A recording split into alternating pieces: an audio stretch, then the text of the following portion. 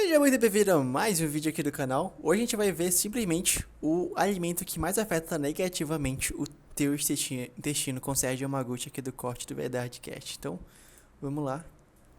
Eu Ver ouvi uma isso aí. história da mudança. Muita gente defende que você não deveria comer glúten. E algumas pessoas falam, não tem problema, que o problema está no seu intestino. O glúten sofreu alguma modificação genética por conta de grana, né? Sim. Ou de algum problema? Sofreu justamente porque o trigo, na verdade, ele é se a gente for pegar a estrutura natural dele, ele é uma planta que ele é muito sensível. É determinado tipo de altitudes, temperatura, umidade, pressão que ele cultivava. Só que viram nele um potencial de um alimento universal. Então viram que se mexesse na estrutura genética dele para que ele suportasse determinado tipo de temperatura e de solo, ele conseguiria ser um alimento de fácil manipulação para processo industrial a nível mundial. E essa modificação traz malefícios para o nosso intestino, para o nosso corpo? Vai trazer pela porcentagem de glúten que vai ter, uma média de pelo menos 400% de glúten a mais, 4 vezes a mais de glúten. E qual que é o problema? O glúten é uma proteína dentro do trigo, do centeio e da cevada, que faz com que essa proteína, o nosso corpo, ele não sabe reconhecer e ele não tem enzimas para digerir essa proteína. Então o que acontece? O nosso corpo ele vai tentando digerir, como tenta fazer com os outros alimentos, e ele não consegue fazer com glúten. E o que isso gera? Vai gerando uma inflamação no intestino. Gera inflamação, vai gerando fermentação, vai gerando gases, vai gerando um estufamento de uma forma geral. Só que além disso, dentro do glúten tem alguns aminoácidos que eles geram algumas sinalizações específicas no intestino, fazendo com que o nosso intestino, como ele fica extremamente juntinho, ele comece a se afastar. E esse afastamento gera o que a gente chama de hipermeabilidade intestinal, ou síndrome do leaky gut, síndrome da hipermeabilidade. Isso faz com que algumas coisas que não deveriam passar comecem a passar. Ou seja, tudo que deveria ser muito bem quebradinho começa a passar em estruturas maiores, fazendo com que o nosso corpo lute contra essas estruturas porque ele não reconhece, porque não foi aquele padrão que ele entendeu como digestão. Isso vai aumentando a inflamação dentro do corpo, vai aumentando a sinalização de imunidade contra esses agentes, fazendo com que a sua imunidade para o restante das coisas caia e esse processo inflamatório oxidativo aumente também. Caramba, e tem algumas perguntas que eu tô te fazendo que não são necessariamente sobre suplementação, mas talvez sobre o intestino, que talvez a gente ligue os pontos lá na frente. A questão do intestino ser o nosso segundo cérebro. Como é que funciona isso? Essa ligação intestino com o nosso cérebro, com as nossas emoções, com nutrientes que a gente deveria consumir, que não é absorvido. Então, como é que funciona essa relação? O intestino e o cérebro têm uma relação íntima ligada por um sistema nervoso que a gente chama de sistema nervoso entérico. É um sistema nervoso que liga o cérebro diretamente no intestino. E da mesma maneira que o cérebro pode influenciar no funcionamento do intestino, isso é muito visivelmente quando você vai fazer uma prova, quando você fica nervoso, quando você vai conhecer uma pessoa, que isso desanda o seu intestino. Verdade. O contrário também acontece. O seu intestino, a saúde dele vai fazer implicações sobre o funcionamento do seu metabolismo cerebral. Então, se o seu intestino está inflamado, está oxidado, só recebe açúcar, embutido, gordura, produtos industrializados, ultraprocessados, isso vai gerando um ambiente extremamente tóxico que as sinalizações para o seu cérebro vão ser sinalizações tóxicas também. Então, meu cérebro ele vai depender de uma boa nutrição, porque é necessário os tijolinhos para poder formar os hormônios, os neurotransmissores, as estruturas como um todo. Só que as sinalizações também são muito importantes, porque a inflamação, que é uma coisa extremamente nociva para o corpo, ela vai fechando algumas vias metabólicas. Então você produzia tal coisa, está inflamado, ele não produz mais, ou ele produz parcialmente.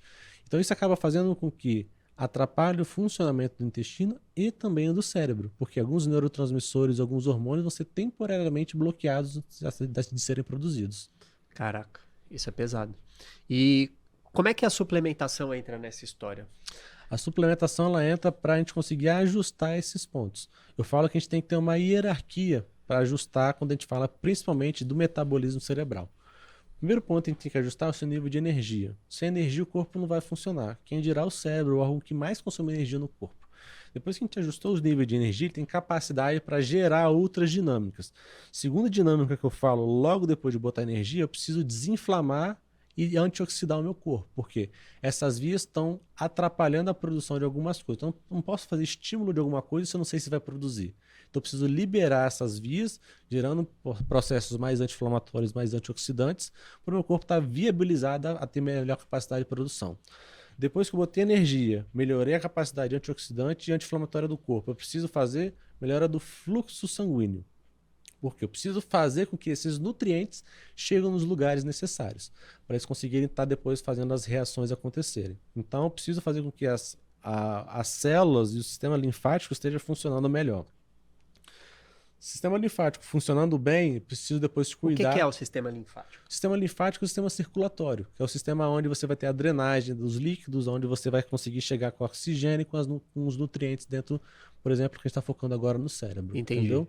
Se não está funcionando bem, o cérebro pode estar mais desidratado, isso está fazendo com que ele tenha uma performance menor, não está chegando oxigênio nem nutrientes, então o rendimento metabólico vai estar mais baixo. Então a gente precisa melhorar esse fluxo, porque não, eu vou dar tirosina para melhorar a dopamina, mas putz, tem energia para produzir? As vias estão inflamadas, porque senão não vai produzir.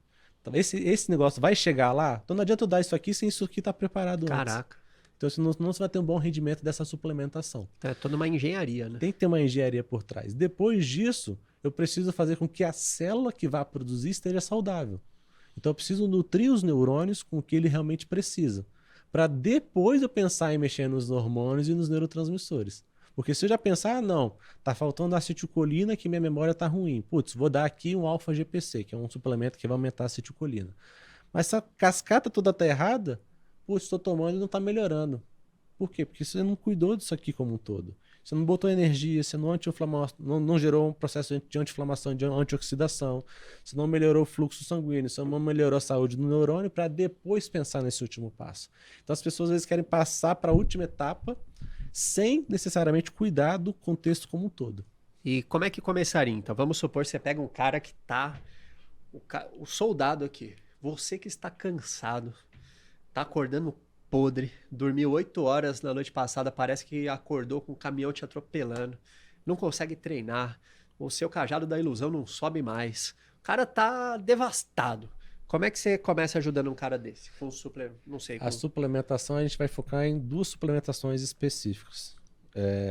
Uma suplementação, primeiro, para a gente melhorar essa arquitetura de sono, que provavelmente o sono dele está horroroso. Então, a gente usa alguns indutores para melhorar o sono à noite, como magnésio, como inositol, como um zinco, uma vitamina B6, B9, B12, que vão ajudar na produção de melatonina e de outros hormônios também. E aí de manhã a gente faz uma suplementação focada nessa parte de função energética. Então a gente vai melhorar a restauração do processo metabólico à noite, melhorando o sono e botando mais energia ao longo do corpo dele para ele conseguir performar ao longo das atividades, pelo menos com energia.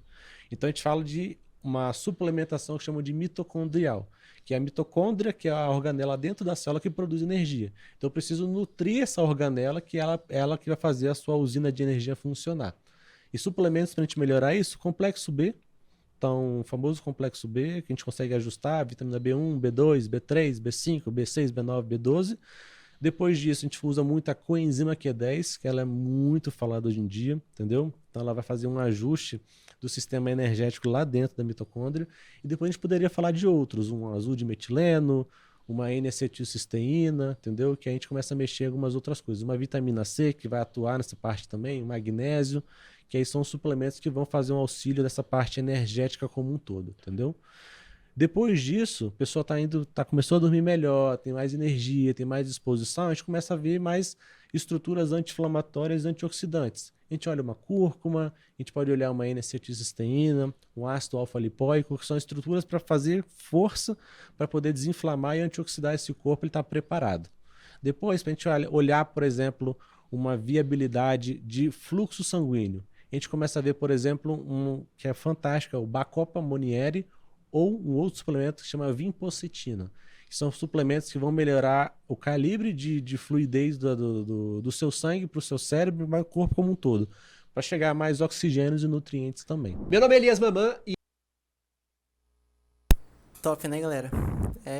O glúten, cara, eu não sabia, mas, tipo, quer dizer, a gente sempre escuta falar, né, que o glúten faz mal e tal. Mas conforme a gente vai crescendo e que a gente vai treinando, né, fazendo academia, querendo se alimentar melhor, a gente descobre que, caramba, faz bem mal mesmo. E, tipo, tudo que vai trigo, tudo que é, tipo, que vai trigo mesmo, pizza, pão, leva glúten, sacas? E aí o que acontece, mano? O teu corpo, pra digerir aquilo, não é normal, sabe? Sacas? Tipo, ele não tem a substância certa ali pra acabar com glúten, e aí, mano, tipo, demora mais pra digerir aquilo e tal, então tu acaba ficando inchado. E é por isso que tem muita gente que defende a ideia que se deve cortar isso dos alimentos, né? Porque, tipo, como foi modificado ao longo dos anos aí, né, pra vender mais e tal nas indústrias, ele sempre vai fazer muito mal. Existe até alimento, né, que é sem glúten e tal, mas aí tu paga mais caro. E é por isso que muita gente acaba cortando, mas da hora o corte. E se você gostou desse vídeo, se inscreve aqui no canal, a gente tá sempre buscando cortes que vão te agregar com alguma coisa, conhecimento, tanto na tua área profissional ali, né, religiosa, para tu empreender, negócio, dinheiro. Então, esse aqui é o foco desse canal. Se curtiu, já se inscreve, deixa teu like aí e até o próximo vídeo.